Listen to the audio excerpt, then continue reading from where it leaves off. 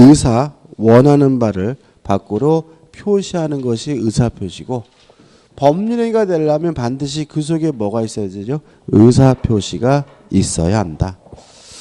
2번 의사표시의 구성요소에서 효과의사 우측에 보시면 표시행위 이렇게 나와 있는데 다시 말하면 의사가 효과의사고 표시가 뭐죠? 표시행위겠죠. 설명드릴 거 없는데 우측에 보면 중간에 묵시적 의사표시가 있어요. 자, 이건 어떤 문제냐면 모든 의사표시는 명시적으로 할 수도 있고 묵시적으로 할 수 있는 거예요. 예를 들어서 우리 집 살래 그랬더니 내가 살게 그랬다면 이건 뭐죠? 명시적 의사표시인데 우리 집 살래 그랬더니 이 자식이 고개를 끄덕여요. 그러면 사겠다는 뜻이죠.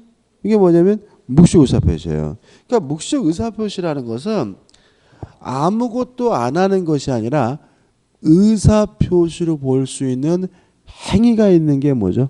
묵시적 의사표시인 거예요.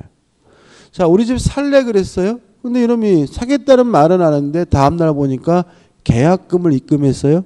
무슨 뜻이죠? 사겠다는 뜻이죠. 이게 뭐예요? 묵시적 의사표시예요. 그래서 묵시적 의사표시는 아무것도 안 하는 게 아니라 의사표시로 볼 수 있는 행위가 있는 게 뭐죠? 묵시적 의사표시고 아무것도 안 하는 침묵은 원칙적으로 뭐가 아니에요? 의사표시가 아닌 거죠. 그럼 여기서 뭘 할 수 있냐면 우리 민법상 모든 의사표시는 다 묵시적으로도 할 수 있는 거다. 왜냐하면 사겠다고 말하는 것보다 계약금을 보내오는 게 더 명확하잖아요. 그렇지 않습니까? 따라서 모든 의사표시는 명시적으로도 할 수 있고 묵시적으로도 할 수 있는 거고요. 이러한 의사표시는 묵시적으로 못한다 그러면 무조건 뭐죠? X가 됨을 주의하시기 바랍니다. 아무것도 안 하는 침묵은 의사표시가 아니고요. 의사표시를 볼 수 있는 행위가 있는 것이 뭐죠? 묵시적 의사표시입니다. 그 다음 넘겨보시면 의사표시가 난 이론해가지고 의사주의, 표시주의가 나오죠. 의사표시가 불일치됐을 때 뭘 가지고 효과를 결정하느냐? 의사, 내심적 효과의사를 가지고 효과를 결정하면 뭐죠? 의사주의고요. 표시 행위를 가지고 효과를 결정하면 표시주의인데 결국은 의사주의는 자연적 해석이고요. 표시주의는 뭐인 거예요? 규범적 해석인 거죠. 뭐가 원칙이죠? 규범적 해석이에요. 따라서 우리 민법은 원칙이 표시주의고 예외가 뭐죠? 의사주의입니다. 따라서 우리 민법은 둘 다 있기 때문에 절충주의지만 뭐가 원칙이죠? 표시주의가 원칙이기 때문에 표시주의의 기운 절충주의를 취하는 것이 우리 민법의 태도라는 거 주의하시면 되겠죠. 우측에 보시면 이제 의사표시의 불일치에서 뭐가 나오죠? 진이 아닌 의사표시가 나옵니다.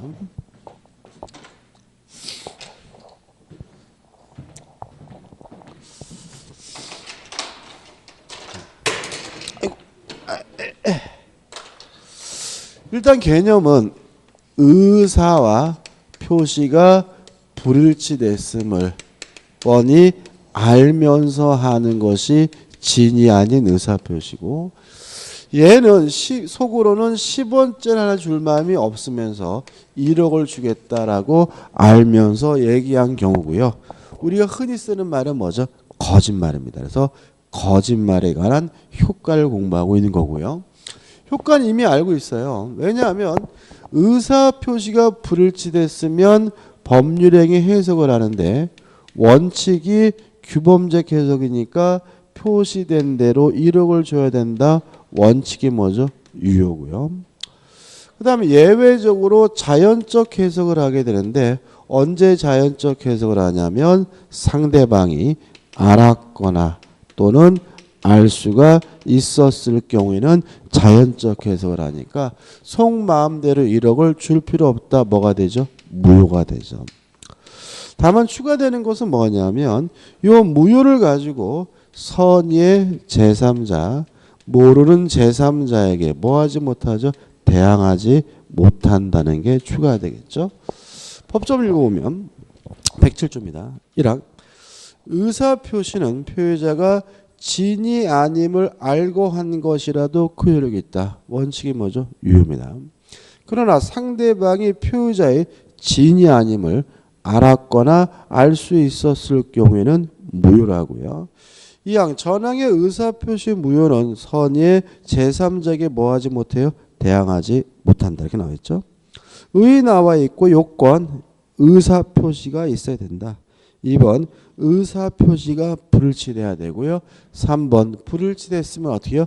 알면서 해야 된다는 얘기 나오고 넘겨보시면 왜 그딴 짓을 했는지 이유나 동기는 뭐죠? 묻지 않는다. 이렇게 나와있죠. 자, 진의의 의사표시는 두 가지를 공부하게 되는데 첫째는 뭐죠? 판례입니다. 자, 일단 우리 판례는 진의한 의사표시, 진의 의사는 진정으로 마음속에서 바라는 바가 아니라 특정된 행위와 관련된 진의라고 봐요.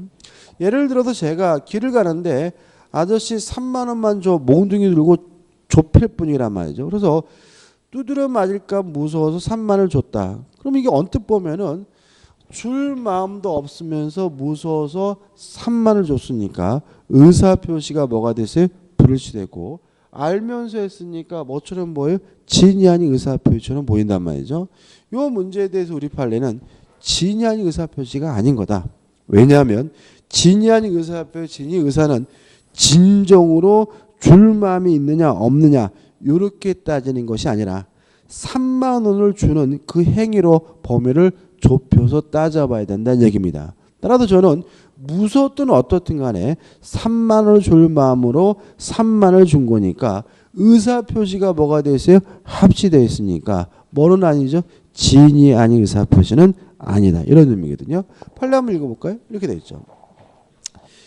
비진의 표시, 의사표시에 있어서 진이란 뭘 말하냐면 특정한 내용의 의사표시를 하고자 하는 표의자의 생각을 말하는 것이지 표의자가 진정으로 마음속에서 바라는 사항을 뜻하는 것은 아니다. 따라서 강박에 의해서 무엇든 어떻든 3만 원을 줬다면 의사표시가 뭐죠? 일치된 것이니까 진의한 의사표시가 아니라는 거죠. 계속 보시면 비록 재산을 강제로 뺏긴다는 것이 원고의 본심으로 잠재되어 있었다 해도 원고가 강박에 의해서나마 이 사건 증여를 하기로 하고 그에 따른 증여의 의사표시란 이상 증여의 내심의 효과 의사가 결여된 것이라 할 수는 없다라는 말은 뭐가 아니란 얘기죠? 진이 아닌 의사표시가 아니란 얘기죠. 그래서 두 번째 판례는 학교 교직원이 학교를 대신해서 대출을 신청했어요. 그럼 이거를 진의 아닌 의사표시로 봐야 되느냐? 이 문제에 대해서 우리 판례는 진의 아닌 의사표시가 아니다. 왜냐하면 학교를 대신하든 어떻든 대출을 신청할 마음으로 뭐죠? 대출을 신청했으니까 의사표시가 뭐가 돼 있어요? 합치되어 있다는 거죠. 따라서 뭐가 아닙니까? 진의 아닌 의사표시가 아니란 판례고 좀 이따 또 볼 거예요. 근데 효과입니다. 사례 가지고 좀 이해하셔야 돼요. 자, 갑이라는 사람이 A라는 토지를 가지고 있어요. 자, 을에게 증여하겠다고 하면서 갑이 을에게 이전 등기까지 해줬지만 속으로는 증여할 마음이 없었어요. 진이 아닌 의사표시였어요. 이것을 어떻게 볼 것인가. 또 떠오르는 얘기죠. 아까 우리 누구죠? 국토부 장관. 그러니까 만약에 딸에게 사유에게 뭐예요? 증여했죠. 근데 만약에 속으로는 뭐예요? 증여할 마음이 없으면서 만약에 증여한 거라면 그 증여가 뭐가 되는 거죠? 진이 아닌 의사표시죠. 아우 그 집 사유는 얼마나 좋을까. 그죠? 진이 의사표시는 원칙적으로 뭐죠? 유효합니다. 따라서 을은 원칙적으로 뭘 갖게 돼요? 소유권을 갖게 되는 거죠. 따라서 사인은 원칙적으로 그 분당 아파트의 뭐죠? 소유권의 반을 뭐죠? 취득하게 되는 거죠. 근데 만약에 그 사이가 우리 장인이 거짓말한다는 사실을 알았거나 또는 알 수가 있었다면 그때는 증여계약이 뭐가 돼요? 무효가 되니까 이때 을은 뭘 갖지 못해요? 소유권을 갖지 못합니다. 그죠? 그러니까 그런 거는 나중에 문제 될 수 있어요. 왜냐하면 이런 거죠. 아, 이런 얘기하면 안 되는데 이혼했어요. 그 딸 부부가. 그러면 장인 입장에서는 열받겠죠, 그죠? 왜냐하면 장관 되려다가 뭐죠 되지도 못하고 이 그지 같은 사이한테 뭐죠 아파트 뭐죠 절반을 뺏긴 거잖아요, 그죠? 그러면 나중에 가서 돌려달라고 뭐 할 수 있어요? 소송을 제기할 수 있는 거죠. 내가 그놈한테 증여한다고 이전 등기해줬지만 실제로 뭐죠 줄 마음이 없었던 거다. 그때는 장관 청문회 가려고 어쩔 수 없이 뭐죠 줄 마음도 없으면서 주겠다고 한 거다라고 하면 사유는 뭐라고 했어요? 원칙적으로 어떻게 해요? 유효하니까 나에게 소유권이 있으니까 뭘 돌려주겠다고 할 거고 그 양반 입장에서는 사유도 뻔히 알았다. 몰랐다면 바보다. 그러니까 뭐죠? 소유권이 없다라고 주장을 하겠죠. 그죠? 여기서 주의하실 것은 뭐냐면 지금 알아도 무효고 알 수 있어도 무효니까 원칙에 따라서 을이 소유권을 가지려면 을은 선이이고 and 뭐여야 돼요? 무과실해야 된다는 거죠. 다시 말해 원칙이 경우의 수가 더 좁아요. 근데 이걸 왜 원칙이라 그러냐? 진의한 의사표시가 원칙적으로 유효하다는 말은 상대방은 선이이고 무과심을 뭐 받는다는 거예요? 추정받는다는 얘기인 거죠. 다시 말하면 상대방이 원칙에 따라서 유효하게 소유권을 취득하려면 선이이고 거기다가 뭐 해야 돼요? 무과실이어야 하는데 원칙이 유효하다는 말은 상대방은 선이이고 무과실을 뭐 받아요? 추정받는다는 얘기고요. 상대방 스스로 뭐 할 필요 없어요? 입증할 필요가 없다는 거죠. 그럼 다시 돌아와서 나중에 사유에게 과거의 사유에게 돌려받으려면 사유는 스스로가 선이고 무과실을 뭐 할 필요 없어요? 입증할 필요가 없고요. 장인이 사유가 알았거나 알 수 있다는 사실을 뭘 해야지만요? 입증을 해야지만 그 분당 아파트 절반을 뭐죠? 돌려받을 수가 있다. 이런 취지가 되는 거죠. 이해되시죠? 그죠? 그 다음에 을이 자기 앞에 등기된 것을 기하로요. 병에게 팔아먹었어요. 팔아먹고 병에게 이전 등기를 해줬으면 어떡할 것이냐. 조심할 것은 만약에 을이 선이이고 무과실에서 이미 소유권이 있는 상태라면 을이 병에게 팔아먹은 것은 지고 지가 팔아먹은 거잖아요. 따라서 이때 병은 선이든 악이든 묻지 않고 뭘 갖게 돼요? 소유권을 갖게 되고요. 다만 을이 알았거나 알 수 있었다는 이유로 무효여서 소유권을 갖지 못한다면 병은 선이어야지만 소유권을 갖고 악이면 뭘 갖지 못해요? 소유권을 갖지 못한다는 의미가 되겠죠. 왜냐하면 진이 아닌 의사표시 무효는 선의 제3자에게 뭐하지 못해요? 대항하지 못합니다. 주의할 점은 병이 소유권을 취득하기 위해서는 선이 이기만 하면 되고요. 무과실까지는 필요가 없다. 또 모든 제3자는 선임을 뭐 받아요? 추종을 받으므로 스스로 뭐 할 필요 없어요? 입증할 필요가 없다까지 기억해 두시기 바랍니다. 끝입니다. 그 다음에 우측 하단에 보시면 이제 뭐가 나오냐면 적용 범위가 나오죠. 1번 상대방 없는 단독행위에도 적용이 됩니다. 다만 항상 뭐죠? 유효하다. 왜 그러냐면 상대방이 없다면 상대방이 알았거나 알 수 있었다는 건 뭐 할 수 없어요? 존재할 수가 없으니까 무효할 수 없으니까 항상 뭐죠? 유효하고요. 2번 적용이 배제되는 경우에서 가족법상 행위에는 적용되지 않고요. 중요한 것은 뭐죠? 공법상 행위죠. 자, 우리 민법은 개인과 개인 간의 사법에 대해서만 규율하고 있습니다. 따라서 국가와 개인 간의 문제, 공법상 행위에는 뭐 되지 않아요? 적용되지 않아요. 그래서 넘겨보시면 판례가 나오는데 이건 뭐냐면 공무원의 사직서 제출행위죠. 자, 공무원의 사직서 제출행위는 뭡니까? 공법상 행위이기 때문에 진이 아닌 의사표시가 하는 규정이 적용되지 않으므로 항상 유효라는 거 주의하시기 바랍니다. 정리하는 의미에서 대표 이제 풀어볼게요. 갑은 증의 의사도 없이 을에게 자기 소유 부동산을 증여하기로 약속한 후 그 이행으로 을에게 위 부동산의 소유권을 이전해 주었다. 다음 중 옳은 것은 1번 갑에게는 증여의 진정한 의사가 없으므로 위 계약은 을의 선의 악의 관계없이 무효이다. X죠. 진의한 의사표시는 원칙이 뭐합니까? 유효합니다. 2번 을이 계약 체결 시에 갑에게 증여 의사가 없음을 모르는 경우에는 증여 계약은 유효하므로 X입니다. 자, 원칙에 따라서 을이 소유권을 취득하려면 을은 선이이고 and 뭐 해야 돼요?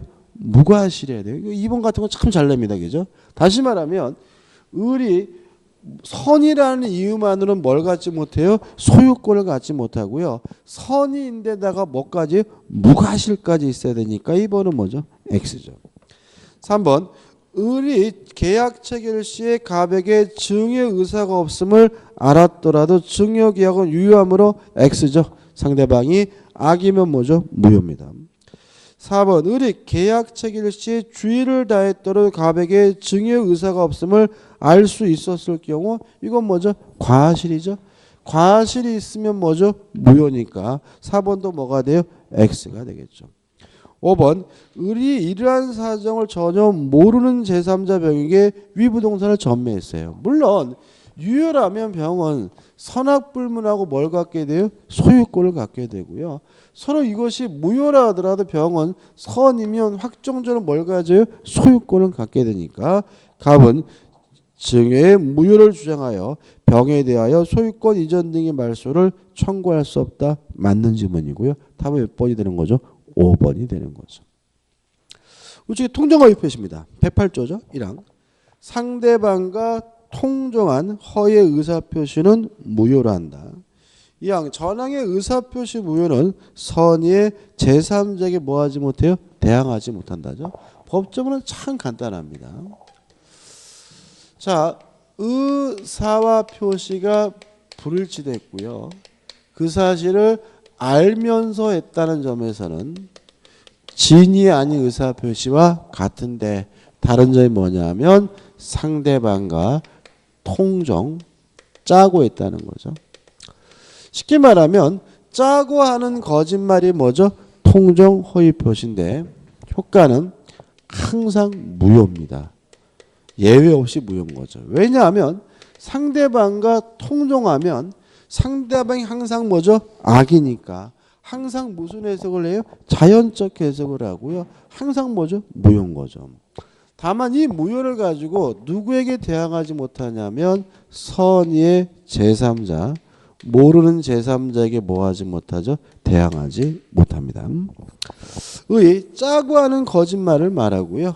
하단에 뭐죠? 판례가 나와요. 이거 그냥 외우셔도 되는데 이런 문제입니다.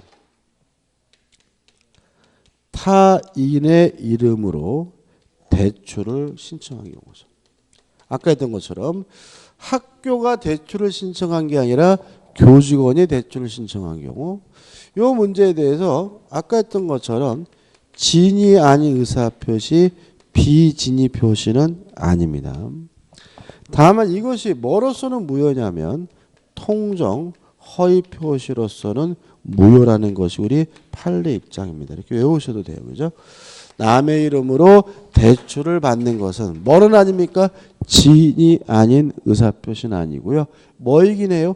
통정 허위 표시는 하다. 모순된 것처럼 느껴지지만 관점을 달리하는 거기 때문에 모순되는 건 아니고요. 좀 기억해 두시기 바라고요. 그 다음에 구별 개념에서 은닉행위가 나오고 넘겨보시면 신탁행위 사에게 나오는데 좀 이따 볼 거고 그 다음에 하단에 보시 요건 해가지고 1번 의사표시가 존재해야 되고요. 우측에 2번 의사표시가 불일치되고 3번 불일치를 알고 해야 된다. 여기까지 뭐가 똑같죠? 진이 아닌 의사표시 똑같죠. 다른 점은 뭐죠? 4번 상대방과 통정 짜고 해야 되고요. 5번 왜 그딴 짓을 했는지 이유나 동기는 뭐죠? 묻지 않습니다. 효과죠. 자, 법조문이 대단히 간단하기 때문에요. 사례를 가지고 좀 정리를 하시는데 K라는 사람이 갑에게 1억 원을 빌려줘서요. 1억을 받을 돈이 있는 채권자인데 갑이 돈을 갚아야 되는데 갚기 싫어요. 근데 안 갚으면 자신이 소유하고 있는 요 아파트를 K가 강제 집행할 것 같아요. 경매할 것 같아요. 그래서 친구인 을과 짜고 사위인 을과 짜고 하지도 않은 매매를 한 것처럼 뭐죠?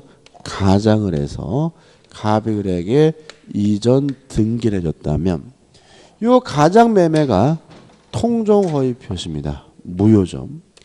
매매가 무효면 무엇도 무효냐면 등기도 무효이기 때문에 아직도 갑에게 뭐가 있는 거예요? 소유권이 있는 거죠. 그럼 여기서 갑이 자신이 소유자란 이유로 의뢰 등기에 대해서 말소를 청구하는 것이 가능한가? 이 문제에 대해서 가능하다. 왜냐하면 갑이 을에게 등기해 준 것은 뭐가 있냐면 불법 원인급여가 아니죠. 자, 우리가 아까 채무회피는 돈 갚기 싫어서 하는 행위는 인간 본성의 발현이니까 뭐하지 않다고 했죠? 반사회적이지 않다 그랬죠? 지금 갑이 왜 을 가짜고 을 앞에 가짜로 등기해 놓은 거예요? 돈 갚기 싫어서요. 이거는 물론 뭐죠? 반사회적이지 않기 때문에 갑이 을에게 등기해 놓은 것은 불법 원인급여가 아니므로 갑 스스로 무효라고 주장하면서 을의 등기에 대해서 말소를 청구하는 것이 뭐죠? 가능하다는 거 기억해 두시기 바라고요. 그래서 을이 자기 앞에 등기된 것을 기하로요. 더 해볼게요. 잠깐만요.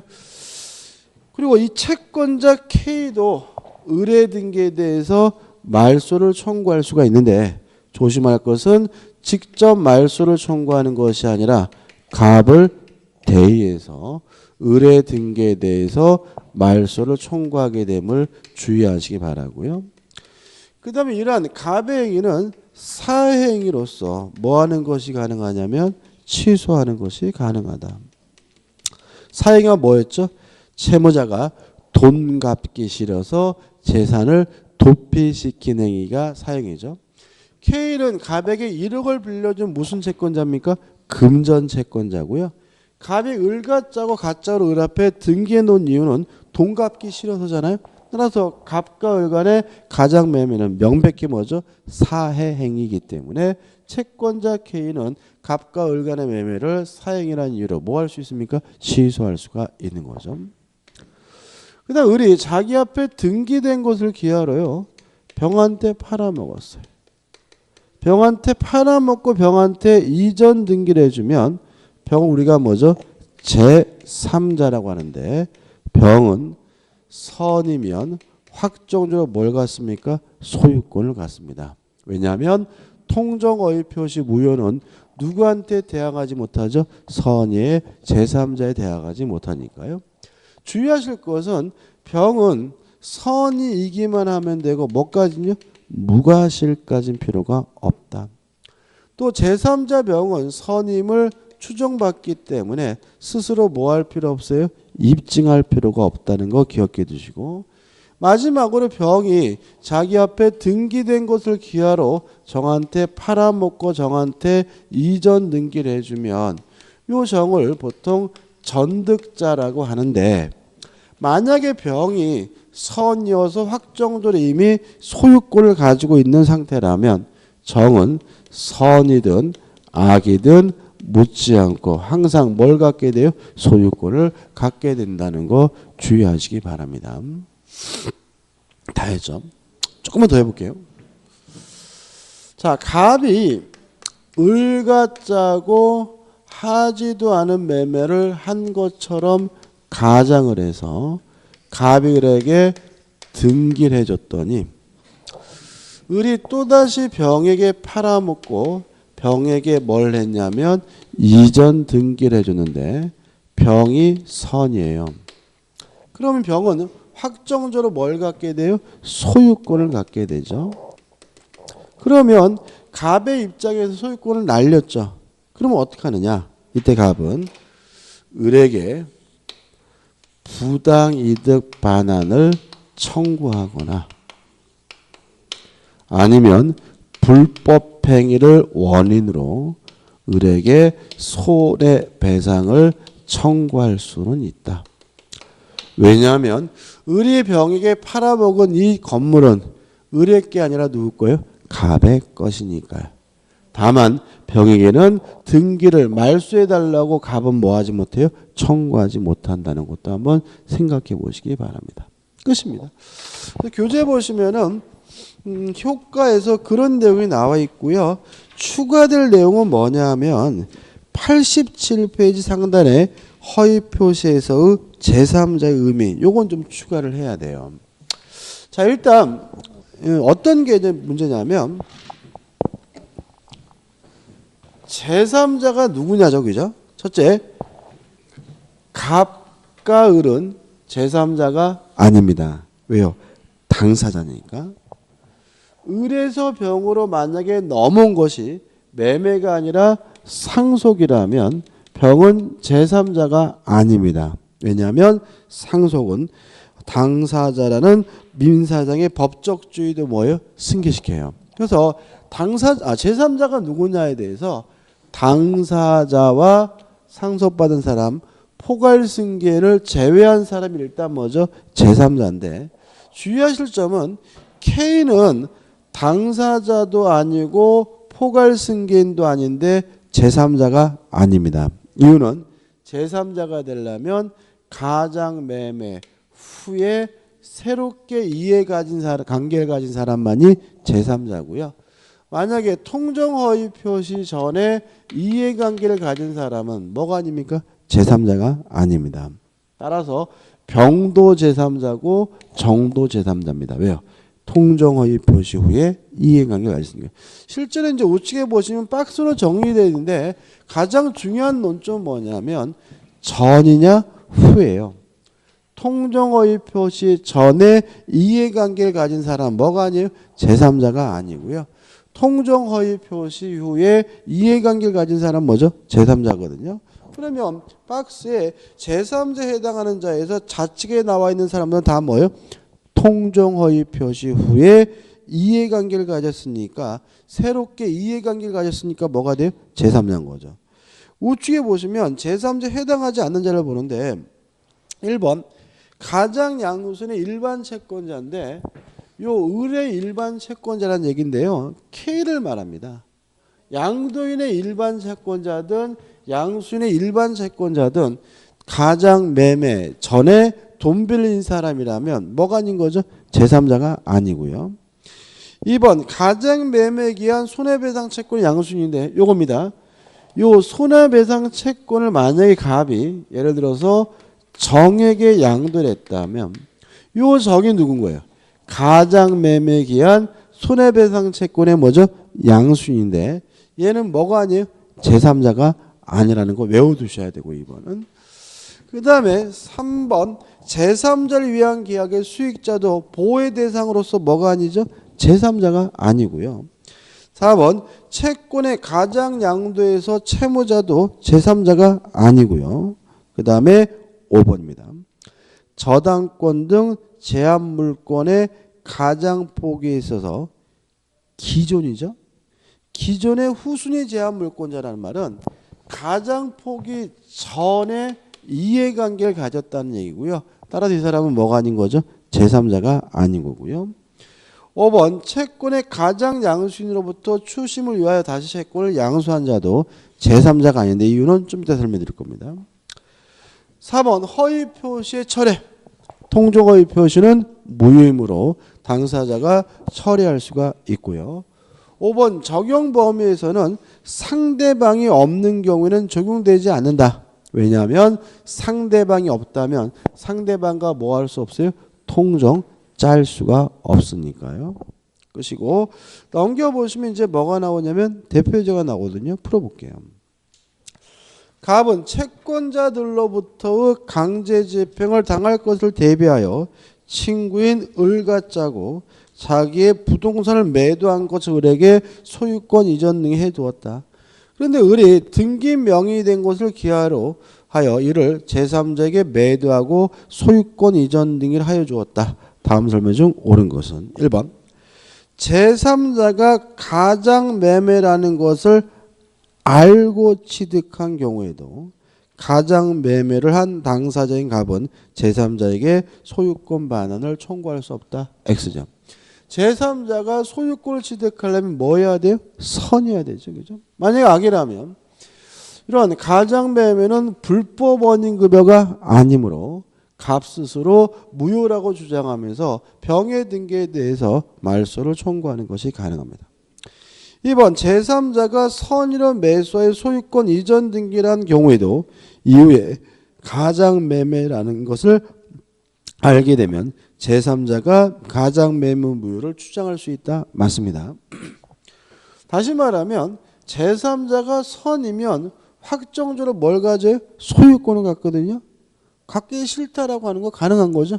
다시 말하면 선의 제3자는 스스로 무효임을 주장하는 것이 가능하다는 거 주의하시 바랍니다. 이게 왜 그러냐면 우리 전에 취소는 취소권자라고 정해진 사람만이 할 수 있는 거고 무효는 아무나 주장할 수 있는 거예요.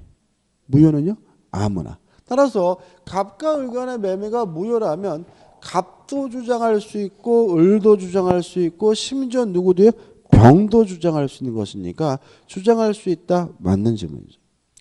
3번 제3자가 악인 경우에도 갑의 채권자는 갑이 제3자에게 무효를 주장하여 등기명을 회복하지 않은 한 위 부동산에 대하여 아무런 권리 행사를 하지 못한다. X죠. K는 스스로 갑을 대의해서 병의 등기에 대해서 말소를 청구하거나 갑과 을 간의 매매를 사행이라는 이유로 취소할 수 있죠. 4번 갑과 을 사이의 매매는 가장 매매이므로 제3자의 소유권 이전 등은 언제나 무효이다. X입니다. 병이 선이면 병은 확정적으로 뭘 갖죠? 소유권을 갖죠. 5번 제3자가 선인 경우에도 제3자로부터 부동산을 매수한 전득자가 악이면 갑은 전득자에게 무효를 주장할 수 있다. X입니다. 제3자가 선이어서 이미 확정적으로 소유권을 취득한 상태라면 전득자인 정은 선악불문하고 뭘 갖죠? 소유권을 갖습니다. 근데 마지막 이제 뭘 공부하면 되냐면 구별 개념을 공부하면 되는 거죠. 다시 앞으로 가셔가지고 83페이지 하단에 뭐가 나오냐면 음닉행위가 나옵니다. 자 이런 거죠. 갑이 소유하고 있는 A 건물을요. 을에게 증여하고 싶어요. 근데 증여하고 싶다고 증여하면 증여세가 많이 나올 것 같아서 갑과 을이 하지도 않은 매매를 한 것처럼 짜가지고 갑을에게 이전 등기를 해주면 이 가장 매매는 통정어휘 표시로서 무효입니다. 다만 증여도 유효하고 등기도 유효한데 이 증여를 숨어있는 행위라고 해서 뭐라 그러냐면 은닉행위라고 하는 거죠. 은닉행위는 무효가 아니라 뭐죠? 유효합니다. 따라 을은 확정적으로 뭘 갖게 돼요? 소유권을 갖게 되는 거죠. 따라서 을이 자기 앞에 등기된 것을 기하로 병한테 팔아먹고 병한테 이전 등기를 해주는 것은 지가 팔아먹는 것이니까 병은 선이든 악이든 묻지 않고 확정적으로 뭘 갖습니까? 소유권을 갖습니다. 다시 한번요. 실제로는 증여하고 싶으면서 매매한 것을 가정해서 등기해 놓으면 매매는 통정어휘 표시니까 무효지만 증여는 유효한데 증여를 숨어있다 그래서 뭐라 그러죠? 은닉행위라고 하고요. 따라서 을은 확정적으로 뭘 갖게 돼요? 소유권을 갖게 되므로 병은 선악불문하고 뭘 갖죠? 소유권을 갖습니다. 그 다음에 넘겨보시면 뭐가 나오냐면 신탁행위라는 개념이 나옵니다. 신탁이 이렇게 많이 나와 있거든요. 제가 읽어보면 어떤 경제적 목적을 달성하기 위하여 상대방에게 목적 달성에 필요한 정도를 넘는 권리를 이전하면서 이렇게 나와 있는데 무슨 말이냐면 신탁행위란 큰 것을 주는 척하는 것을 신탁행위라고 합니다. 신탁행위의 가장 대표적인 것이 뭐냐면 양도담보입니다. 을이 갑에게요 1억을 빌려주고 그걸 담보하기 위해서 갑소유 A 부동산에 관한 소유권을 을에게 이전해 줬어요. 그러니까 소유권을 이전하는 것을 우리가 양도라고 하니까 이거 우리가 뭐라는 거죠? 양도담보라고 하는 거죠. 따라서 양도담보란 소유권을 이전하는 방식으로 이루어지는 담보가 뭐죠? 양도담보인데 문제는 갑과 을의 의사는 담보 설정인 거고요. 외부적으로는 소유권 자체가 넘어가 있는 것처럼 보이기 때문에 뭐처럼 보이냐면 통정어휘 표시처럼 보인다는 거죠. 이 문제에 대해서 우리 판례는 아무것도 안 주면서 주는 척하는 것만 통정어휘 표시고요.